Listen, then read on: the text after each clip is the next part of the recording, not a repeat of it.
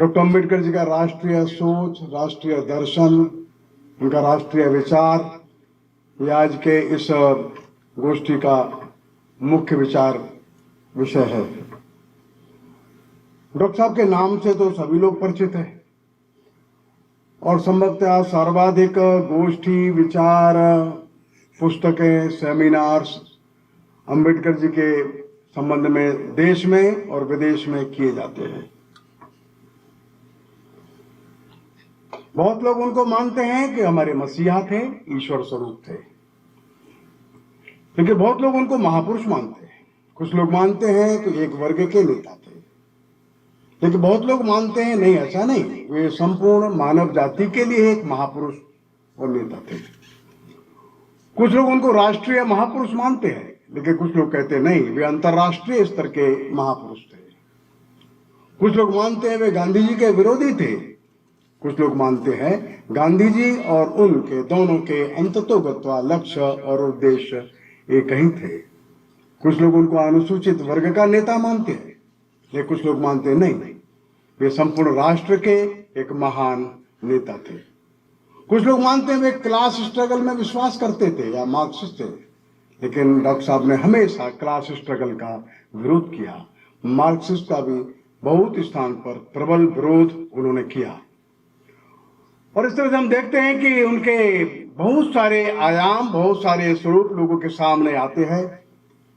लोग एक पक्ष देख करके उनके संबंध में निर्णय करने की कोशिश करते हैं, लेकिन उनका जो संपूर्ण जीवन है वो बहुआयामी है, मल्टी डायमेंशनल है, और एक एंगल से देखने पर वो एक एंगल के ही दिखते हैं।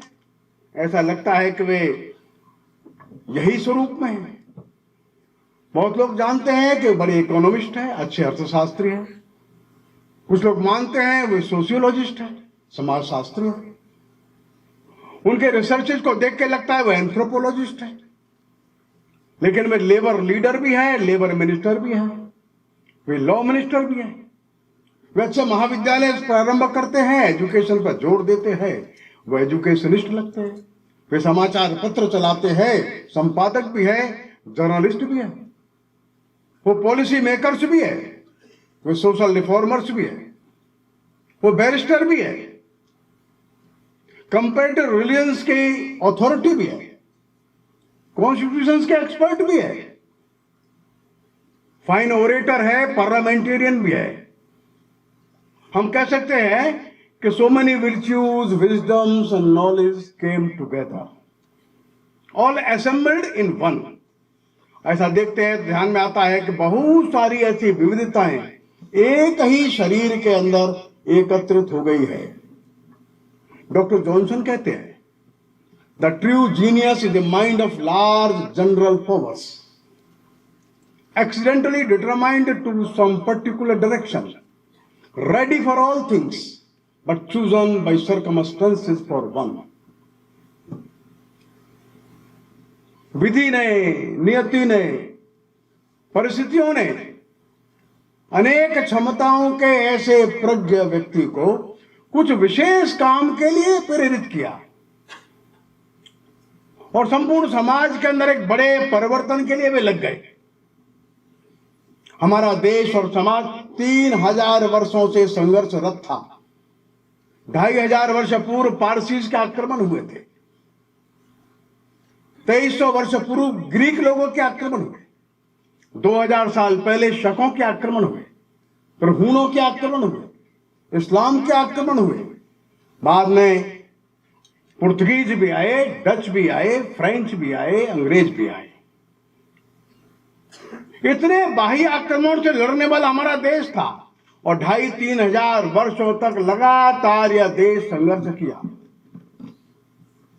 इतने लंबे संघर्ष में बहुत बार विजय भी मिली, बहुत बार पराधीनता भी मिली। पराजित समाज धीरे धीरे सिकुड़ जाता है। पराजित समाज अपने आप को बचाने के लिए अपने अंदर बहुत सारे संशोधन करता है, बहुत सारी दीवारें खड़ी करता है, बहुत सारी अच्छी मान्यताओं को छोड़ने के लिए विवश हो जाता है,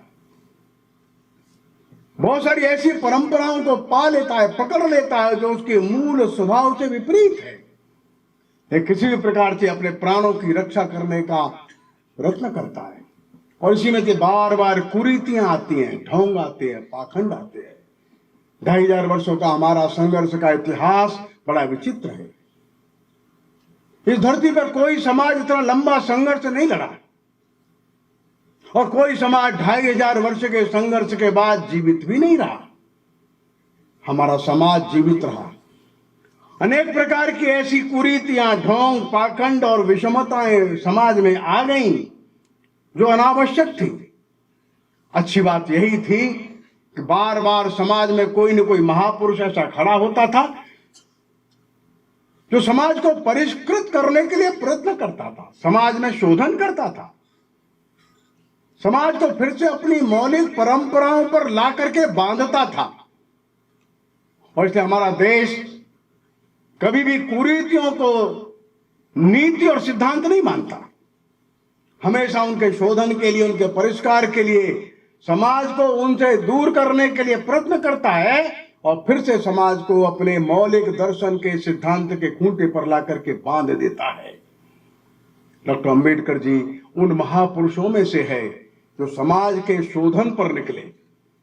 समाज में आगे किसी भी प्रकार की कुरीति थी, ढोंग था, पाखंड था, विकृतियां थी, विषमताएं थी, उन सब को दूर करके एक अच्छा निर्मल समाज बन जाए, सब दोषों से मुक्त समाज बन जाए, ऐसा काम डॉक्टर साहब ने अपने कंधे पर लिया। डॉक्टर साहब ने अपने जीवन में बार बार कहा, मेरे को जो प्रेरणा प्राप्त हो रही है वो अपने इस देश के महापुरुषों के द्वारा प्राप्त हो रही है। उन्होंने कहा, मेरे 3 गुरु हैं।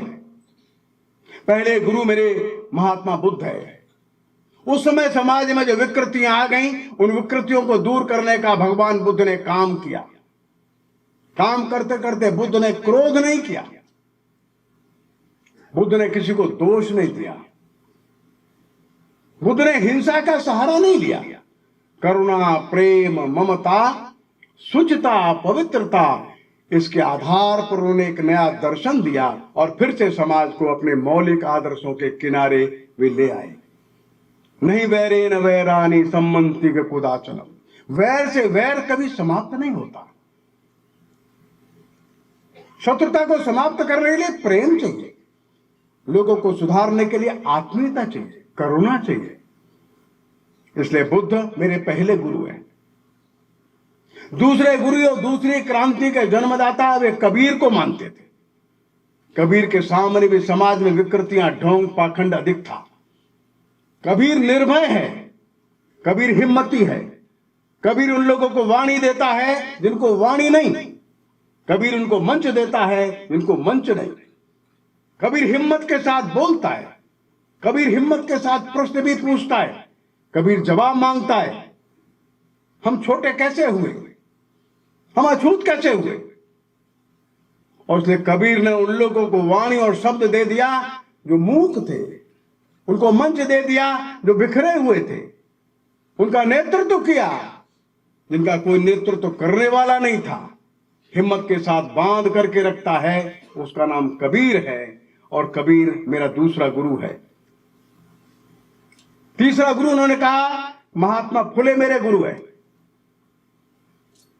जब समाज में शिक्षा नहीं है, महिलाओं को, बालिकाओं को, ग्रंथों के अच्छे अर्थ नहीं है, जाति के आधार पर भेदभाव गहरा है, महात्मा फुले खड़े हो जाते, बालिकाओं की शिक्षा के लिए अपनी पत्नी को तैयार करते, समाज के विरोध के बावजूद भी बालिकाओं की शिक्षा के लिए विद्यालय खड़े करते, ग्रंथों के नए नए अनुवाद करते, जो विकृतियां ग्रंथों में आ गई उनको निकाल करके बाहर करते, और समाज को एक नई दिशा देते हैं।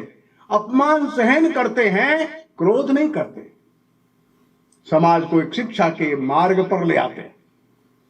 ग्रंथों के नए प्रकाशन करते हैं, जो ग्रंथ इस काल के अनुरूप नहीं उनको निकाल के बाहर कर देते हैं।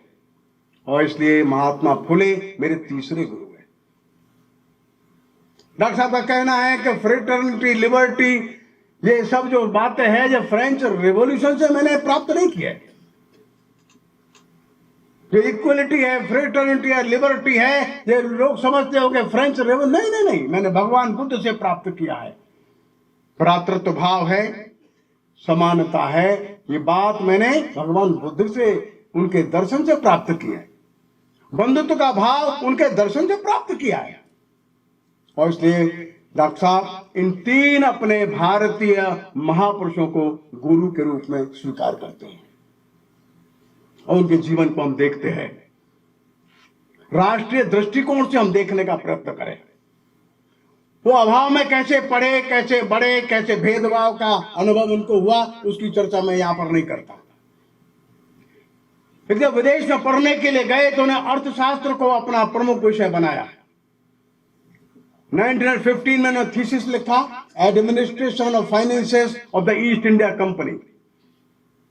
बाद में उन्होंने डीएससी किया 1923 में लंदन स्कूल ऑफ इकोनॉमिक्स से, the problem of the rupee, its origin and it's solution. 25 में उन्होंने अलग पीएचडी किया कोलंबिया से, the evolution of provincial finance in British India. जो 1922 का उनका जो डीएससी का डिग्री था, प्रॉब्लम ऑफ रूपी, उनका 23 में पब्लिकेशन हुआ। उस ग्रंथ में उन्होंने स्पष्ट किया कैसे ब्रिटिशर्स ने भारत में भारतीय जनता का शोषण किया है, कैसे पैसे को और पाउंड के साथ मिला करके भारत के अंदर गरीबी लाने का काम ब्रिटिशर्स ने किया है। ये जो प्रॉब्लम ऑफ रूपी है, 1922 का उनका थीसिस है, इतना लोकप्रिय हो गया ब्रिटेन में, इसको लेकर के बड़ा उद्यम हो गया। ब्रिटिशर्स नाराज हो गए, लेकिन डॉक्टर साहब ने उसमें परिवर्तन करने से मना कर दिया। आश्चर्य की बात है कि 1922 का थीसिस, 23 का पब्लिकेशन, और इस देश के किसी बड़े विश्वविद्यालय में वो रिसर्च आगे नहीं बढ़ता।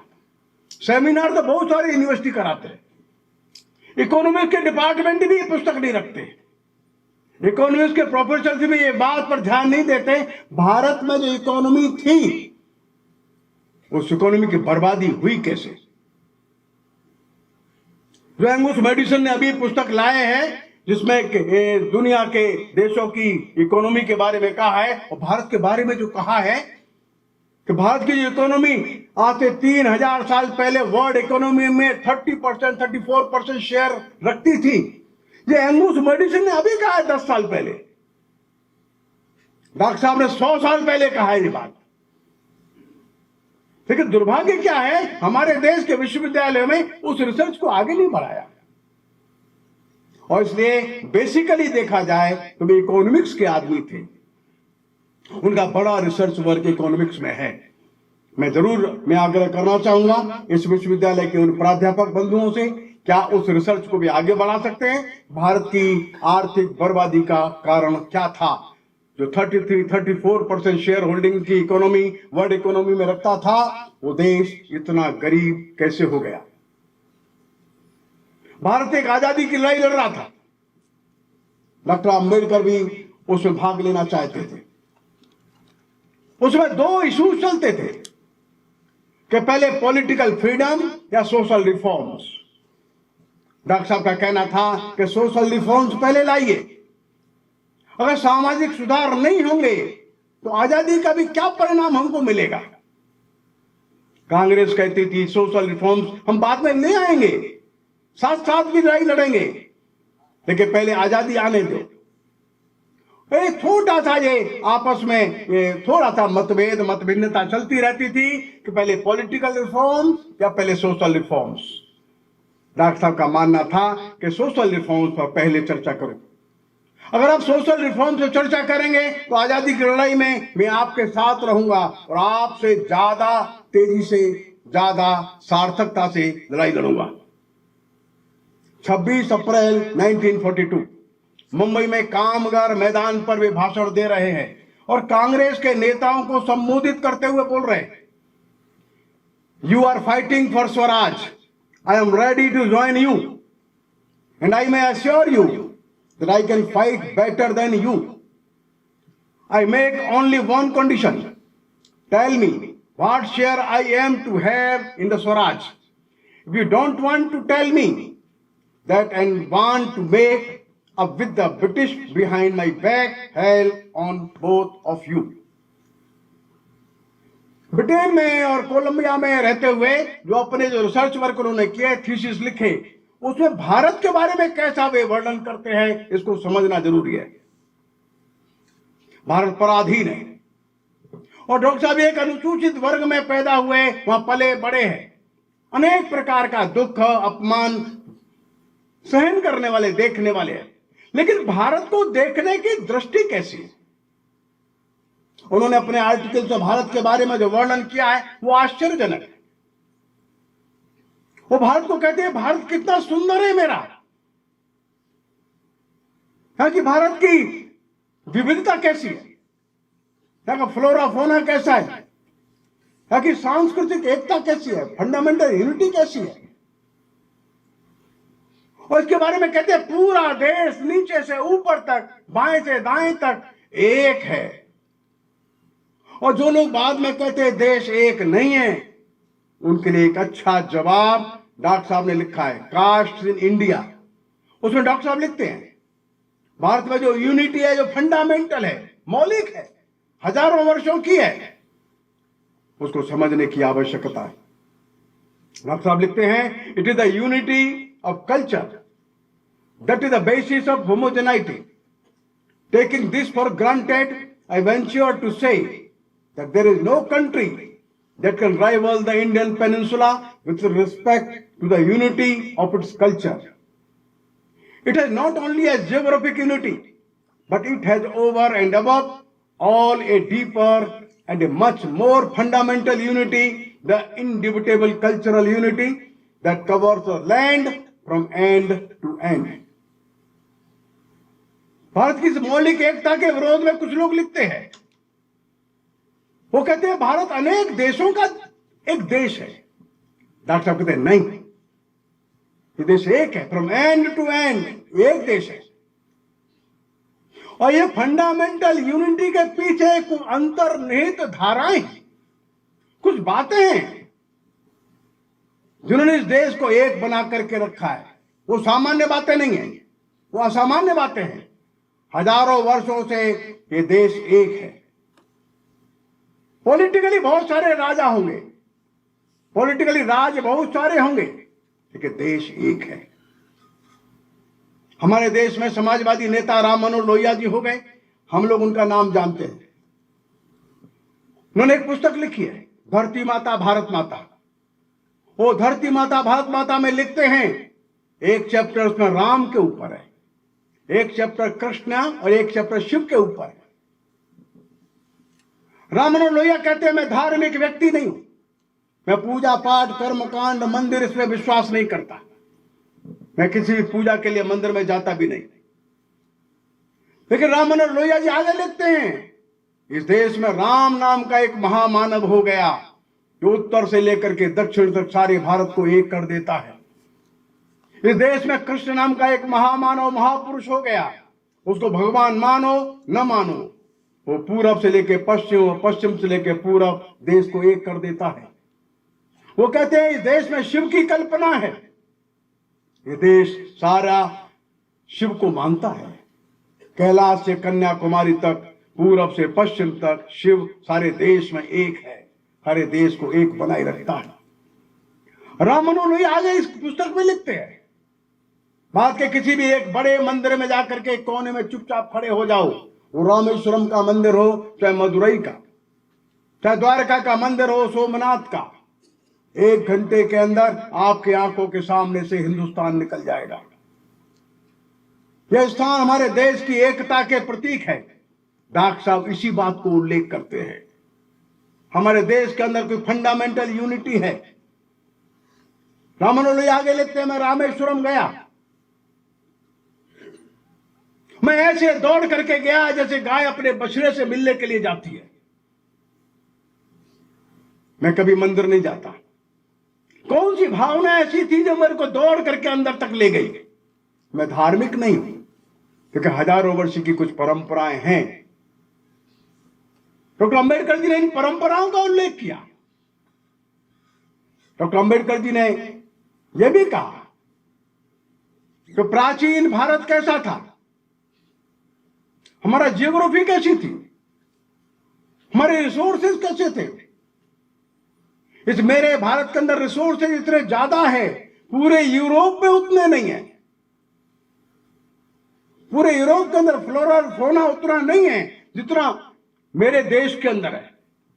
अपने रिसर्च थीसिस में अपने देश के इस सारे वर्णन का वे उल्लेख करते हैं। Ancient Indian commercial relations of India in the middle east, ये जो उन्होंने ग्रंथ लिखा, इसके अंदर सारे देश की विविधता, देश की जियोग्राफी, देश का फ्लोरा एंड फौना, ये सब उसमें उन्होंने उल्लेख किया। कोई सामान्य व्यक्ति नहीं कर सकता जब तक अपनी मातृभूमि के प्रति मन में अतीव श्रद्धा न हो। ठीक है, सामाजिक दृष्टि से वे अपमानित हो रहे, सामाजिक दृष्टि से वे कष्ट पा रहे, लेकिन मातृभूमि के बारे में, देश के बारे में उनका जो चिंतन है वो आज भी लोगों की आंख खोलने के लायक है। और जिन ग्रंथों का मैं नाम ले रहा हूं एंशिएंट इंडियन कॉमर्स के संबंध में, आज के न नवयुवक जानते, न प्रोफेसर्स इन ग्रंथों को बच्चों को बताते। अब मैं कुछ राष्ट्रीय मुद्दों पर आता हूं। अंग्रेजों ने एक बड़ा भ्रम उत्पन्न किया। अंग्रेज बात में माहिर था कि जहां पर वो शासन करता था उस समाज के अंदर वहां के प्रति हीन भाव पैदा कर दो, इंफीरियरिटी का कॉम्प्लेक्स पैदा कर दो। यह कर देने से वहां का समाज अपने देश के लिए लड़ने लायक ही नहीं बचेगा। इसलिए कैथरीन मेयो मदर इंडिया नाम की किताब लिखती है, जिसको गांधी जी कहते हैं। ये गटर में जो इंस्पेक्टर होता है उसकी रिपोर्ट लिखती है, गंदा लिखती है। हमारे देश के लोग आलसी है, हमारे देश के लोग जाहिल है, हमारे देश के लोग अकर्मण्य हैं, हमारे देश के लोग अशिक्षित है। ये सब बातें उन्होंने प्रोपेगेट करने का काम किया। लेकिन उनके सामने एक दुविधा आ गई। उनको यह समझ में आ गया कि आर्य जाति सारे दुनिया की श्रेष्ठ जाति है, लेकिन उसका स्थान भारत है, और दुनिया की सबसे श्रेष्ठ जो जाति है वो आर्य है, और उसका ओरिजिन भारत में है। तो इसको कैसे गलत सिद्ध करेंगे? इसका मतलब भारत के लोग बेसिकली इंटेलिजेंट है, जिन्होंने वेदों की रचना की है, क्योंकि असभ्य जाति नहीं थी जिसने वेदों की रचना की, और इसे एक नई थ्योरी प्रोपोगेट किए, एक हाइपोथेसिस बनाए। आर्य लोग श्रेष्ठ तो हैं, लेकिन भारत के नहीं है, बाहर से आए हैं। आर्यन इन्वेजन थ्योरी बनाई। डॉक्टर साहब ने 1930s में एक 400 पेज का ग्रंथ लिखा, आर्यन इन्वेजन थ्योरी के खिलाफ लिखा। आज से 90 वर्ष पूर्व ग्रंथ लिखा है। राइटिंग्स एंड स्पीचेस वॉल्यूम 7, जो महाराष्ट्र गवर्नमेंट का पब्लिकेशन है, हमको पढ़ना चाहिए। डॉक्टर साहब कहते हैं ये कॉन्कोक्टेड हाइपोथेसिस है। पहले अंग्रेजों ने कल्पना करी, चार बाहर से आए, बाद में एविडेंस ढूंढ करके ला करके लगाने की कोशिश की। डॉक्टर साहब की पुस्तक को अब 90 वर्ष बीत गया। उस समय डॉक्टर साहब कहते हैं महाराष्ट्र में देखो ना, महार भी है, मराठा भी है, दोनों का गोत्र एक है, नेजल इंडेक्स एक है। पंजाब में देखिए, वहां अनुसूचित जाति के लोग भी हैं और अन्य लोग भी हैं। वहां के ब्राह्मण, जाट और वहां के अनुसूचित जाति के लोगों का नेजल इंडेक्स, जो ब्रेन के अंदर का कैपेसिटी, वो सब बराबर है, उनके गोत्र समान है। बहुत सारे उन्होंने उदाहरण दिए हैं। अंत में वे लिखते हैं एक झूठा एक सिद्धांत स्थापित करने की कोशिश की गई थी। आर्य बाहर से नहीं आए। 33 बार ऋग्वेद में आर्यों का वर्णन है, और कई बार रेस के नाम से नहीं है। दुर्भाग्य है वो शोध आगे ज्यादा नहीं बढ़े। यद्यपि अब नए डीएनए टेस्ट आ रहा है, नए नए पुराने जो नीचे से खुदाई में मिल रहा है, और ये सिद्ध हो चुका आर्य बाहर से नहीं आए थे। रामविलास शर्मा हमारे एक वामपंथी बड़े लेखक हो गए, विद्वान व्यक्ति है। उन्होंने पश्चिम एशिया और ऋग्वेद नाम की पुस्तक लिखी है, जो दिल्ली यूनिवर्सिटी ने छापी है। आज से लगभग 35-30 वर्ष पूर्व वो पुस्तक छपी। उस पुस्तक में उन्होंने एक रहस्योद्घाटन किया। रामविलास शर्मा जी लिखते हैं, आर्य लोग सघोष महाप्राण ध्वनियां बोलना जानते थे।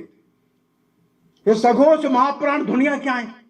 जो हिंदी की वर्णमाला है, उसको जब बोलेंगे तो ख आएगा, ख, और घ आएगा, थाएगा, फाएगा, ठाएगा, ढाएगा, ढ़ाएगा, ये सघोष महाप्राण ध्वनियों के अक्षर है। पूरा यूरोप ये नहीं बोल सकता। तो फ्रेंच है, लैटिन है, ग्रीक है, इंग्लिश है, स्पेनिश है, पुर्तगीज है, इन भाषाओं में ये ध्वनि नहीं है, ये अक्षर नहीं है। आर्य लोग बोलते हैं। रामविलास शर्मा ने कहा यदि आर्य लोग ये ध्वनियां बोलते हैं, जहां से आए थे वहां कहां है बताइए हमको। अरे जहां से आए होंगे वहां कुछ लोग रह गए होंगे, बोलते होंगे। यूरोप में कोई देश, यूरोप की कोई भी भाषा सघोष महाप्राण ध्वनि बोल ही नहीं सकती।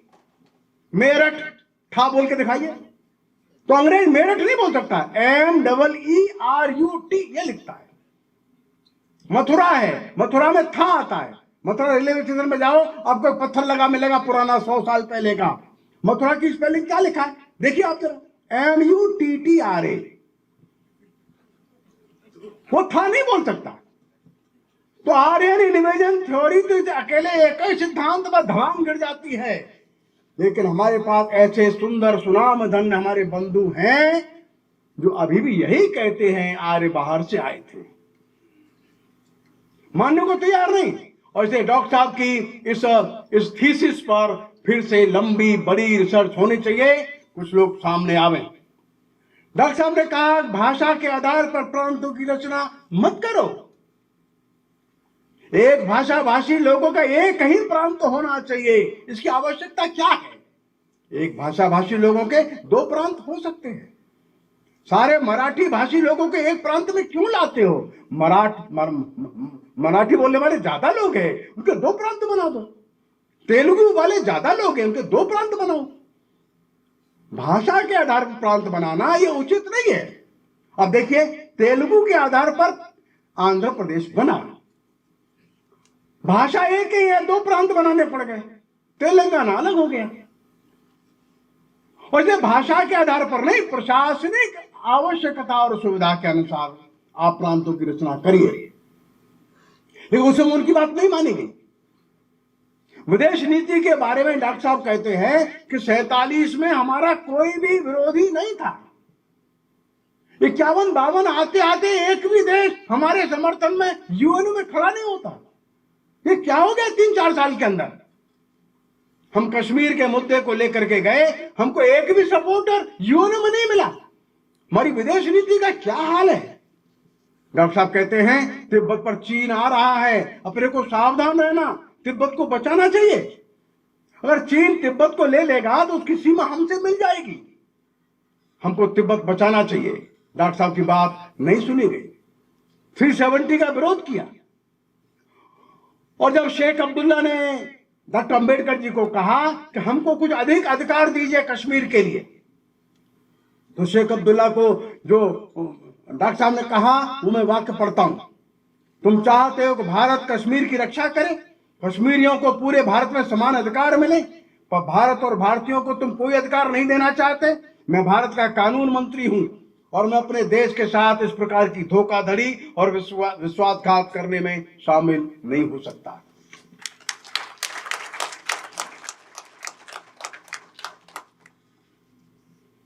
तो अपना नया संविधान आ रहा था, तो डॉक्टर साहब को कई बातों की चिंता थी।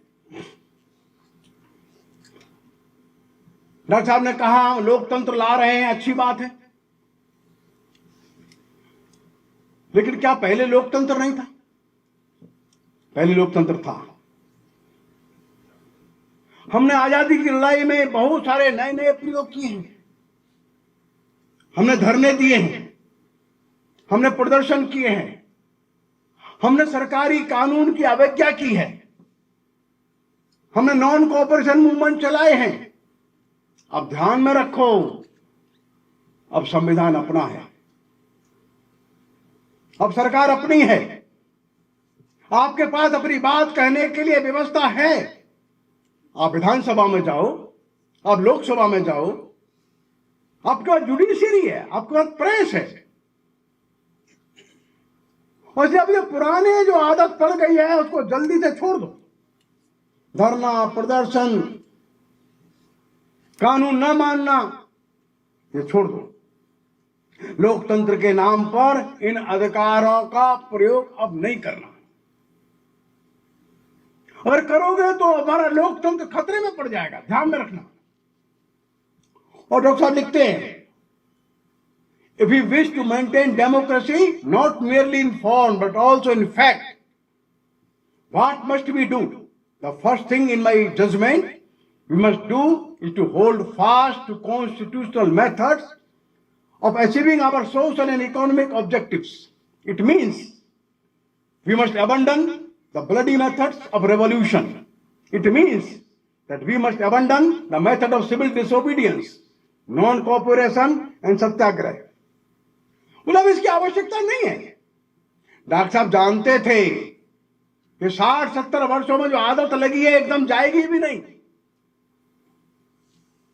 और इसलिए फिर से लोग सड़क पर आकर के बैठेंगे, धरने लगाएंगे, ट्रेन रोकेंगे। वो ठीक नहीं होगा और अपने लोकतांत्रिक व्यवस्थाओं को नष्ट कर देंगे।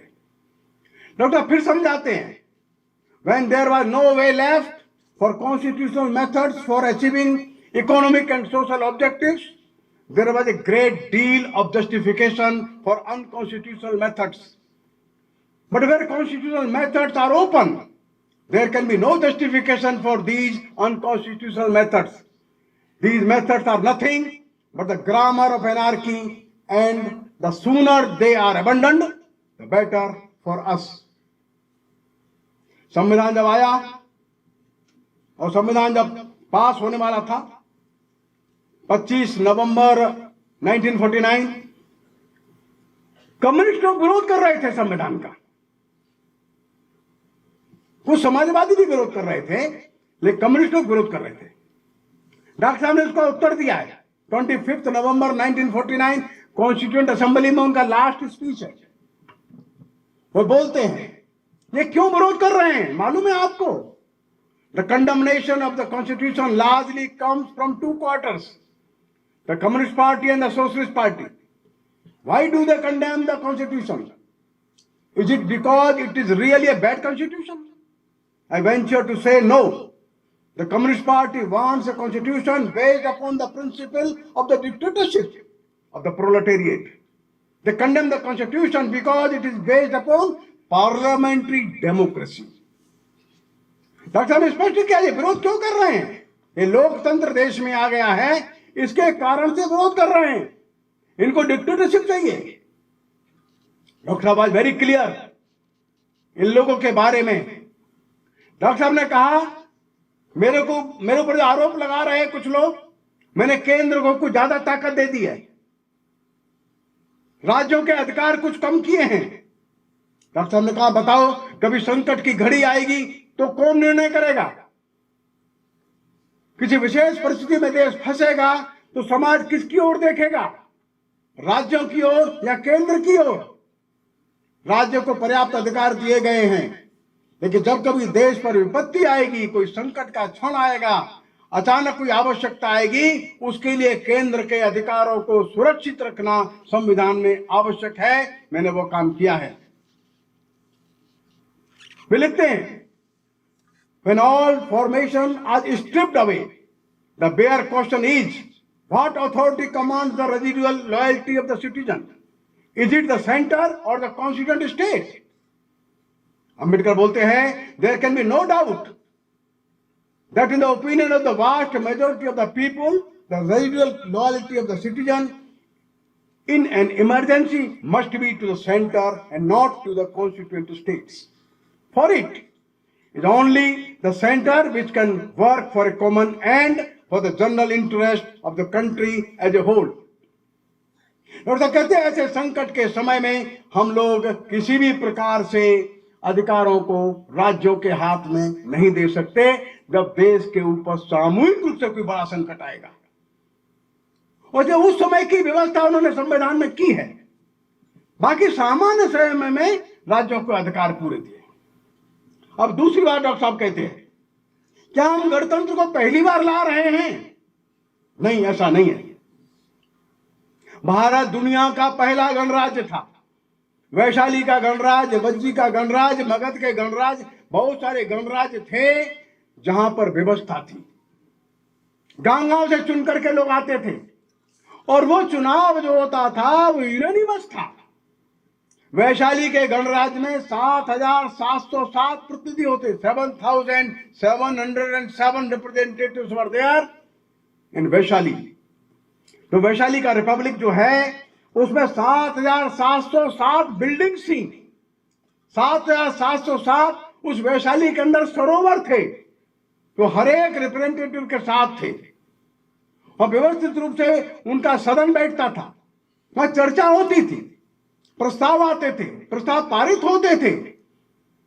लेकिन ये सारे प्रतिनिधि मेजोरिटी और माइनॉरिटी से चुन करके नहीं आते थे। ये सारे प्रतिनिधि सर्वसम्मति से चुन करके आते थे। लेकिन डॉक्टर साहब कहते हैं यही व्यवस्था बुद्ध के संघ में भी थी।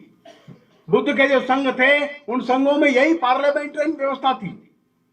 उनके पास सारी व्यवस्थाएं थी। वो लिखते हैं they had rules regarding seating arrangements, rules regarding motions, resolutions, quorum, whip, counting of votes, voting by ballot, censor motion, regularization, ये सब बातें बुद्ध संघ में थी और ये सब बातें उन्होंने उस सिस्टम से ली थी। और देखो ये कहे कि हमने कोई ये पश्चिमी जगत से लिया है, ये नहीं, हम गणराज्य पुराने हैं। डॉक्टर साहब कहते हैं कि संविधान चलेगा कि संविधान नहीं चलेगा। लोग मेरे से प्रश्न पूछते हैं संविधान अच्छा है कि संविधान खराब है, ये देश को ठीक मार्ग पर ले जाएगा या नहीं ले जाएगा। डॉक्टर साहब को कोई भ्रम नहीं है। डॉक्टर साहब कहते हैं कितना भी अच्छा संविधान ला करके दे दीजिए, अगर नागरिक ठीक नहीं है संविधान फेल हो जाएगा। और कितने भी अच्छे लोग अगर समाज में हैं, संविधान खराब भी रहा तो देश ठीक चल जाएगा। तो जब डॉक्टर साहब को पूछा संविधान अच्छा, संविधान बुरा, संविधान सफल होगा कि संविधान फेल हो जाएगा, क्या मेरिट में बताते आप? तो डॉक्टर साहब बोलते हैं I shall not therefore enter into the merits of the constitution because I feel however good a constitution may be, it is sure to turn out bad because those who are called to work it happen to be a bad lot. However bad a constitution may be, it may turn out to be good if those who are called to work it happen to be a good lot. The working of a constitution does not depend wholly upon the nature of the constitution. The constitution can provide only the organs of a state, such as the legislature, the executive, and the judiciary. The factors on which the working of those organs of the state depend are the people and the political parties. They will set up as their instruments to carry out their wishes and their policies. Who can say how the people of India and their purposes, or will they prefer revolutionary methods of achieving them? If they adopt the revolutionary methods, however good the constitution may be, it requires no prophet to say it will fail. It is therefore futile to pass any judgment upon the constitution without reference to the part which the people and their parties are likely to play. वो कहते हैं इस बात को बताने के लिए कोई प्रोफेट की जरूरत नहीं है, ये संविधान फेल होगा या संविधान चलेगा, नहीं बता देता हूं। अगर आदमी अच्छे नहीं रहे तो निश्चित मानिए ये संविधान फेल हो जाएगा। लोग अपनी पार्टीज के हितों को पहले रखेंगे या देश के हित को पहले रखेंगे। लोग अनुशासित रहेंगे या अनुशासित नहीं रहेंगे। लोग ईमानदार रहेंगे या बेईमान रहेंगे। संविधान इसमें क्या करेगा? अगर लोग अच्छे होंगे तो निश्चित मानिए संविधान सफल हो जाएगा। डॉक्टर साहब हिंदू कोड बिल के ऊपर डिबेट चलाते हैं, हिंदू कोड बिल आना चाहिए। तो हिंदू कोड बिल को डिफाइन करते हैं, उसको सुनिए। This code applies to all Hindus, that is to say to all persons professing the Hindu religion in any of its forms or developments, including Vaishnav or Lingayats, members of ब्रह्म समाज, प्रार्थना समाज और Arya Samaj. Be to any person who is Buddhist, Jain और Sikh by religion. This code also applies to any person who is not a Muslim, Christian, Parsi or Jew by religion. उनका ये जो मुस्लिम, Christian, Parsi and Jews, ये 4 religion बाहर से आए हैं, इनके अलावा जो जो लोग हैं उन सब पर हिंदू कोड भी लागू होगा। आगे बोलते हैं, और उसको उन्होंने एक्सप्लेन किया, application of Hindu code to a Sikhs, Buddhist and Jains was a historical development. आगे बोलते हैं, when Buddha differed from Vedic Brahmins, he did so only in matters of creed and left Hindu legal framework intact. He did not propound a separate law for his followers. The same was the case with Mahavir and the Sikh Guru. यह भी कहा, उन्होंने कहा भगवान बुद्ध ने एक नया विचार दिया था, कोई कोड नहीं बना करके दिया। सिख गुरुओं ने भी एक अच्छा विचार दिया, जो कुरीति आ गई, समस्या आ गई, उसको दूर किया। अंतिम भाषण में, अंतिम पैराग्राफ में भी चिंतित हो गए। जो नवंबर का भाषण है 1949 का, उसमें चिंतित हो गए और परेशान हैं। परेशान इस कारण से हैं, वे कह रहे हैं हम आजाद हो गए, अपना नया संविधान हम ला रहे हैं और अभी 26 जनवरी को संविधान आ जाएगा, तो क्या हम अपनी आजादी को स्थिर रख पाएंगे? भारत तो पहले भी आजाद था, अपनी आजादी खोया क्यों? यह प्रश्न वो संविधान सभा में अपने इस अंतिम भाषण में उठाते हैं। जो 25 नवंबर का भाषण है उनका, उनके भाषण के अंतिम पैराग्राफ में आपको पढ़ करके सुनाता हूं, उनकी चिंता हमारे ध्यान में आ जाएगी। On January 1950, India will be an independent country. What would happen to his independence? Will she maintain her independence or will she lose it again? This is the first thought that comes to my mind. It is not that India was never an independent country. The point is that she once lost the independence she had. Will she lose it a second time? It is a thought which makes me most anxious for the future. What perturbs me greatly is the fact that not only India has once before lost her independence, but she lost it by the infidelity and treachery of some of her own people. वे इतिहास के कुछ मार्मिक उदाहरण देते हैं। In the invasion of Sindh by Muhammad bin Qasim, the military commanders of King Dahar accepted bribes from the agents of Muhammad bin Qasim and refused to fight on the side of their king. Second example, it was Jaychand who invited Muhammad Ghori to invade India and fight against Prithviraj and promised him the help of himself and the Solanki kings. तीसरा example दिया, when Shivaji was fighting for the liberation of Hindus, the other Maratha noblemen and the Rajput kings were fighting the battle on the side of Mughal emperors. चौथा example देते हैं, when the British were trying to destroy the Sikh rulers, Gulab Singh, their principal commander, sat silent and did not help to save the Sikh kingdom. वो परेशान हो जाते हैं। Will history repeat itself? It is a thought which fills me with an anxiety.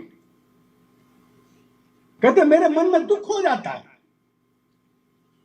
ऐसे अनेक उदाहरण इतिहास में मैं देखता हूं, भारत कैसे अपनी आजादी को खो दिया। ये बाहर के लोग ही नहीं थे, हमारे अंदर के लोग थे। हम राष्ट्रीय हितों को अपनी पार्टी के ऊपर रखेंगे या राष्ट्रीय हितों के साथ समझौता कर लेंगे, ये चिंता उनके मन में है।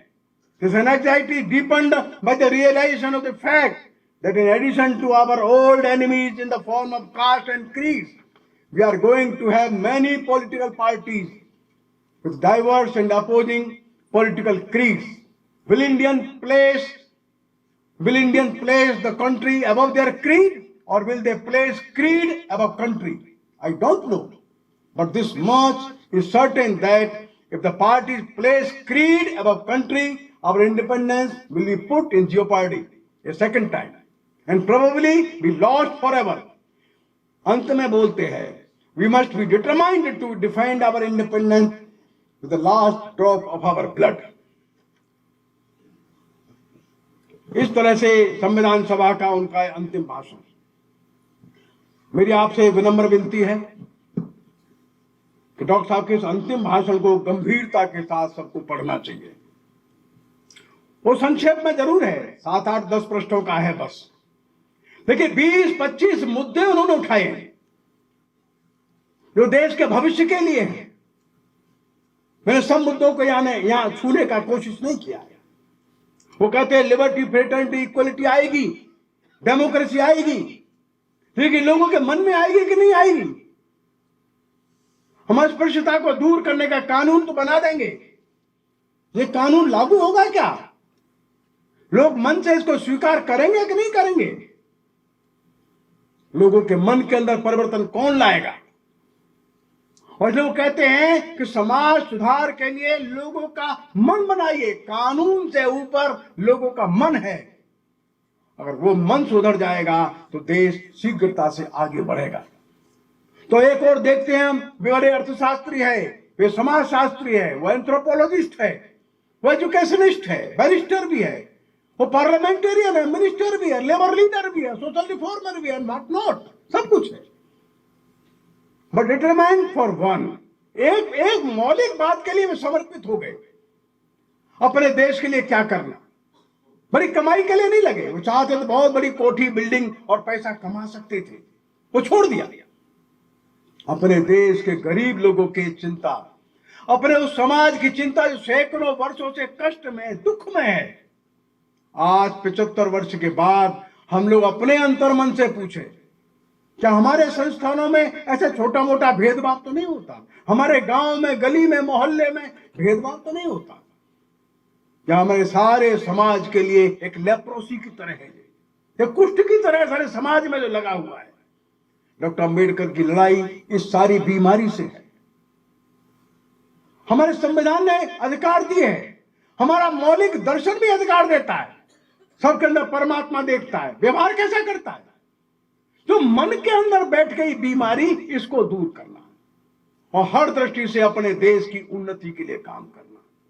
बहुत पीड़ा में आकर के भी उन्होंने कुछ लिखा, लेकिन वो छपने के लिए नहीं लिखा, वो लिख करके रख दिया, लोगों ने उत्साह में छपवा दिया, कोई बात नहीं।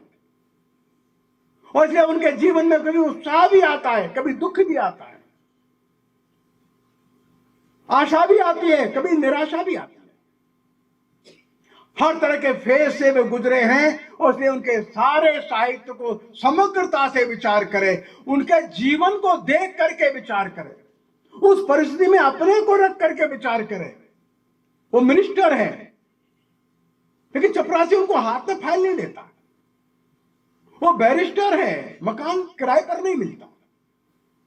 ऐसे व्यक्ति के मन में कैसा आता होगा? और इसलिए वे घोषणा कर देते 1935 के आसपास, मैं हिंदू धर्म में मरना नहीं चाहता।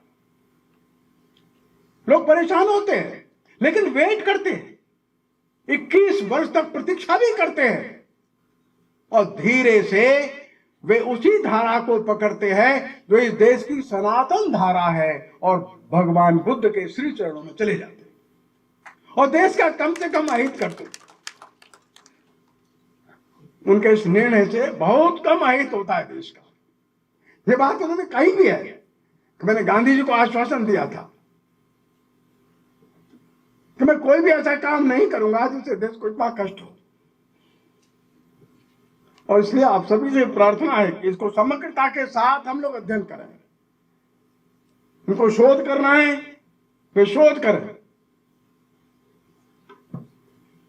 और इस विषय पर आगे बढ़ें। उनके राष्ट्रीय विचारों को, राष्ट्रीय मंतव्य को गहराई से समझें,